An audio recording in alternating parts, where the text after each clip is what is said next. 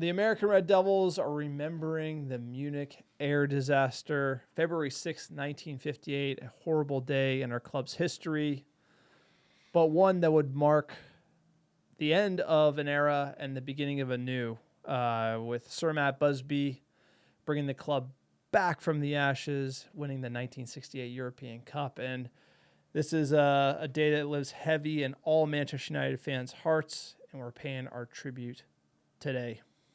A day that changed the club's history, a day that will live in infamy. Munich Air Disaster changed the very fabric of Manchester United in ways beyond the day of the accident. So we still feel today, some 66 years later, the heaviness that is felt from the loss of that team and all of the members that were involved and lost their lives on February 6, 1958, and the days that followed. And it still hangs with this club to this day.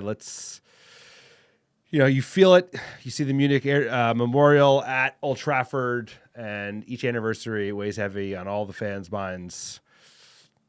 It's a defining moment in the history of Manchester United. We're going to play a song from the 60th anniversary.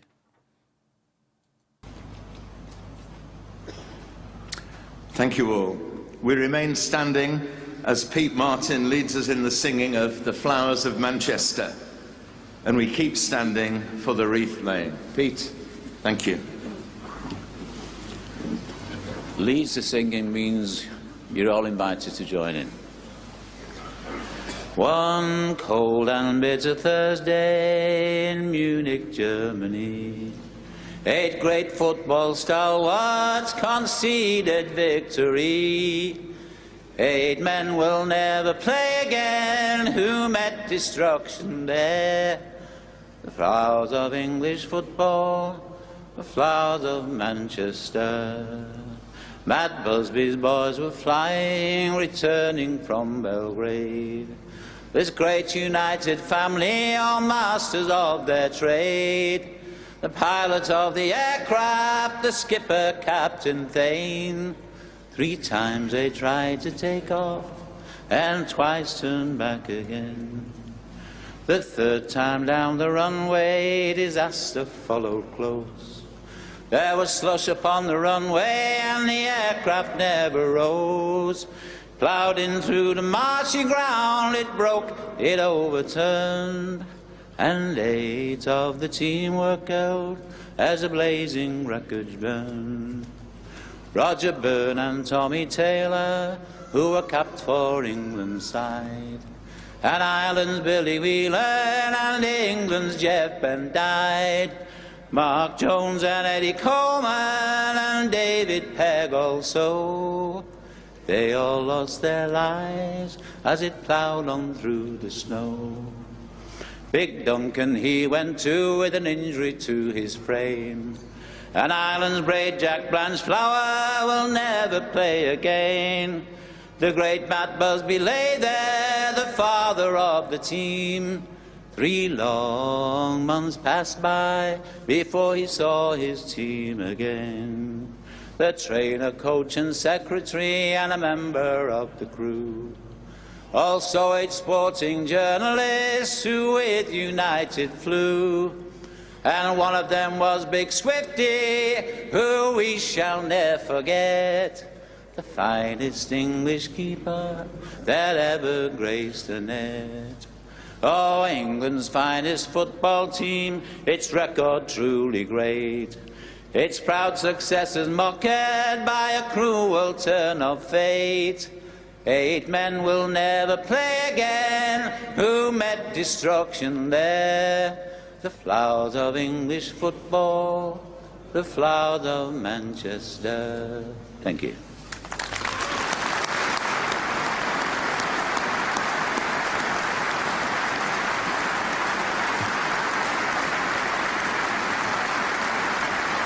What a tribute song. That was the 60th anniversary, seeing Sir Bobby in the crowd. Rest in peace. It just breaks your heart. This event, it gives... Sir, I'm speechless. It breaks my heart. The Busby Babes, and seeing the legends of the club like Sir Bobby Charlton there, at the 60th anniversary, and now he's gone. It's sad to see kind of what this club, this history, everything that is meant to all these fans and all these generations of fans, and to see kind of the state of the club now, it also hits even harder because what they went through, what they persevered, I felt like represented more than the club. This is the defining moment in our club's history, and it's just tough to get through that. This is a defining moment in the fabric of Manchester United that, for better or for worse, distinguishes us from a lot of the clubs that we see around. And, this, unfortunately, the events between 1958 and 1968 made Manchester United the most famous club in the world. This obviously being a super dark moment. And then the rebirth with the Busby Babes, the Holy Trinity, and then obviously 68 winning the European Cup. But hopefully, we've been in the gutter before. We've been back against the wall, losing huge amounts of the team, the coach being in hospital for months on end, your best player, young stalwart, and Duncan Edwards dying young, along with 7 other players. We've been absolutely on our knees in the most vulnerable place possible, where the club is like, you never think you get worse, and we built back from that. That is the thing that makes this club special. That is what defines Manchester United above all else. That is why we are the greatest club in the world, because we've been through adversity. We will get through this moment, because this moment does not compare to what we went through in the 50s to build this club back into one of the European powers after losing almost our entire first team. So it's built into the fabric of Manchester United. It defines us who we are. We should never forget the men we lost on that day, because they are Manchester United, right? We wouldn't be the club we are today without Munich, and it stays with us to this very day. Yeah, and the Munich Air Disaster specifically happened February 6, 1958. It was British European Airways Flight 1609 that crashed at the Munich-Riem Airport in West Germany. Obviously, the famous team, Matt Busby's team, nicknamed the Busby Babes, a promising young group of players. 44 people on board, 20 people died on the runway. 3 more died after that, resulting in 23 fatalities and 21 survivors. Of the survivors, Matt Busby, Sir Bobby Charlton, who you just saw at the memorial. But we want to remember those Manchester United players who did not make it that day. Jeff Bent, Roger Byrne, Eddie Coleman, Duncan Edwards, Mark Jones, David Pegg, Tommy Taylor, Billy Whelan. And sir, if you've gone to Old Trafford, there's a plaque on the side of the stadium, as well as the famous clock showing the time of the crash, February 6, 1958. And as part of this, we're going to play a great clip that the club put out, just remembering the specific players who passed away. It actually gives a little bit of information about them, specifically their qualities, and we just need to be thinking about them and their families on this day. Head and shoulders above everybody else is this Duncan Edwards. Aye, the foot right.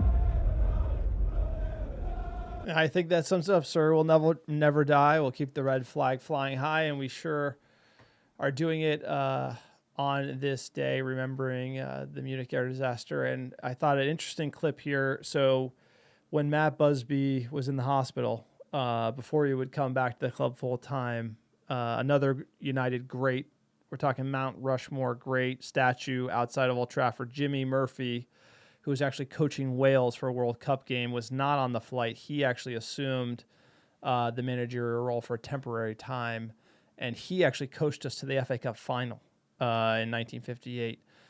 We ended up losing, but it was still incredible that after the loss of this team, we would make it to the FA Cup final. He gave an interview 13 days after the Munich Air Disaster. I just thought it'd be worth listening to this interview with Jimmy Murphy. We know, Jimmy, that things have been a bit hectic for you these last few days. How do you think they're sorting themselves out now? Well, these things take time, Frank. We're in a terrible mess, really, for players and so forth. Right, and obviously Harry Gregg and Bill Foulkes have recovered from the experience in the Munich crash. sufficiently to play tonight in any event. But tell me, did you have any doubts about their selection? Oh, no, not to the slightest. You didn't? They're both full of beans on top of the world. They've been training hard and actually looking forward in a big way to tonight's game. We know, Jimmy. They played 13 days after the disaster. Like, they went on to make it to the FA Cup final. Players that were in the crash, of just the resilience the team had. And we have some words from Matt Busby, who would eventually come back. He thought that he wouldn't make it back to coach United. And it was a terrible, terrible experience. I remember my feelings when I did come to a bit of sanity. And the last thing I thought at the time would be that I'd never be associated with football again. That was out. That was definitely out. And all of a sudden, Jane had said something about, look, this is your life, this is something you've got to do, you've got to face it. And these boys probably would want you to go back and all on their lines, and it started a little seed again. And I got this little bit of urge saying to myself, all right, yes, I think I'll try and go back. And as the days progressed, I said, yes, I'm going back. It was a terrible, terrible experience. I mean, Mount Rushmore, he's up there, right? Matt Busby came back and signed Dennis Law. We gave the debut to George Best, and then we would win the 1968 European Cup. Players on the plane saw their teammates die, and they would lift the European Cup, the same competition that they were playing in when they were in Munich, and just amazing resilience for the manager, the players, and the club to overcome this dark day and win the European Cup. So that's why that cup is so special to us. Only won it 3 times, and it's an incredible story, and it's an incredible part of our history. And that's why Manchester United is such a special club. It's such a special team. I'm wearing the 1968 jersey right now, sir. And this is what it means to be a United fan. You know, dig into the history, go on YouTube, watch interviews with Matt Busby. That's a proper man in all respects. To see what he went through, what he came back from, and what he achieved is incredible. And, you know, it should be inspiring to this team today. It was to the team under Sir Alex, and I hope it can be. I mean, that's why I have faith that this club, you know, I hope it's under Ruben Amorim. I hope it's recent. It's in the near term, but we will be back because this club is different. It's different than other clubs. It's different because of what we've been through and what we've come from and accomplished since. I mean, the fact that this team in 58 was going to go on to win 3 in a row, probably the first, let alone English team, British team, to win the European title at the end of the 50s, and then go on, lose majority of your starting 11, right? Go to the final, obviously, that season, lose that final, ups and downs, rebuild the squad, go on, dominate in England, win the first English team to win the European title within 10 years. Within 10 years is unbelievable. Without having huge amounts of money, investing $1 billion in the club. And that speaks to the special nature of this club. There's only one Manchester United. Don't forget history. Always look back at history, because history defines who we are today and who Manchester United is as a club. So if you're coming in, if you've been a longtime fan, if you're a new fan to the club, learn about Munich, learn about the Busby Babes, learn about the rebuilds, and all the massive gentlemen that played a role in that, whether it's Busby, Murphy, Titans of this the club. Godfathers of Manchester United. The reason this is the greatest club in the world. History defines us, you know, and it's not all pretty, but we came out of the ashes and became the greatest team in the world within a decade, and that's fucking unbelievable considering the talents that we lost and where we were at the end of that 58 season. So it's an amazing accomplishment. It speaks to the nature and the resilience of this great club. And I want to win shit to put the light back on these fucking legends of the game who continue to, you know, the ones who did survive were losing just from time. And it's sad as well, losing Dennis Law, who was part of that team. Then Bobby Charlton, obviously, who survived the Munich Air Disaster. It's like, you know, what a club. We'll never die, sir. We're going to keep the red flag flying high here at the American Red Devils, and we'll catch you in the next video.